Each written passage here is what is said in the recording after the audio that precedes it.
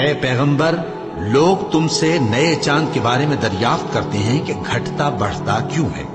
کہہ دو کہ وہ لوگوں کے کاموں کی میعادیں اور حج کے وقت معلوم ہونے کا ذریعہ ہے، اور نیکی اس بات میں نہیں کہ احرام کی حالت میں گھروں میں ان کے پچھواڑے کی طرف سے آؤ، بلکہ نیکوکار وہ ہے جو پرہیزگار ہو، اور گھروں میں ان کے دروازوں سے آیا کرو اور اللہ سے ڈرتے رہو تاکہ کامیاب ہو جاؤ۔ اور جو لوگ تم سے لڑتے ہیں تم بھی اللہ کی راہ میں ان سے لڑو، مگر زیادتی نہ کرنا، کہ اللہ زیادتی کرنے والوں کو دوست نہیں رکھتا۔ اور ان کو جہاں پاؤ قتل کر دو، اور جہاں سے انہوں نے تم کو نکالا ہے یعنی مکے سے، وہاں سے تم بھی ان کو نکال دو۔ اور دین سے گمراہ کرنے کا فساد قتل و خونریزی سے کہیں بڑھ کر ہے۔ اور جب تک وہ تم سے مسجد حرام یعنی خانہ کعبہ کے پاس نہ لڑیں، تم بھی وہاں ان سے نہ لڑنا۔ ہاں، اگر وہ تم سے لڑیں تو تم ان کو قتل کر ڈالو، کافروں کی یہی سزا ہے۔ پھر اگر وہ باز آ جائیں تو اللہ بخشنے والا ہے، رحم کرنے والا ہے۔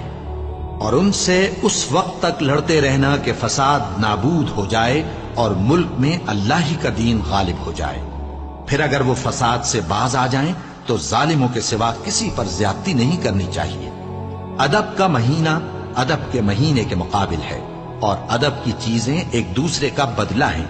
بس اگر کوئی تم پر زیادتی کرے تو جیسی زیادتی وہ تم پر کرے ویسی ہی تم اس پر کرو، اور اللہ سے ڈرتے رہو اور جان رکھو کہ اللہ ڈرنے والوں کے ساتھ ہے۔ اور اللہ کی راہ میں مال خرچ کرو اور اپنے آپ کو ہلاکت میں نہ ڈالو، اور نیکی کرو، بے شک اللہ نیکی کرنے والوں کو دوست رکھتا ہے۔ اور اللہ کی خوشنودی کے لیے حج اور عمرے کو پورا کرو، اور اگر راستے میں روک لیے جاؤ تو جیسی قربانی میسر ہو کر دو، اور جب تک قربانی اپنے مقام پر نہ پہنچ جائے سر نہ منڈاؤ۔ اور اگر کوئی تم میں بیمار ہو یا اس کے سر میں کسی طرح کی تکلیف ہو تو اگر وہ سر منڈا لے تو اس کے بدلے روزے رکھے یا صدقہ دے یا قربانی کرے۔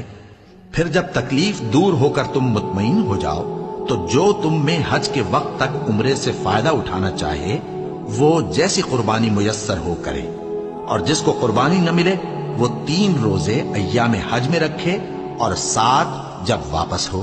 یہ پورے 10 ہوئے۔ یہ حکم اس شخص کے لیے ہے جس کے اہل و عیال مکے میں نہ رہتے ہوں۔ اور اللہ سے ڈرتے رہو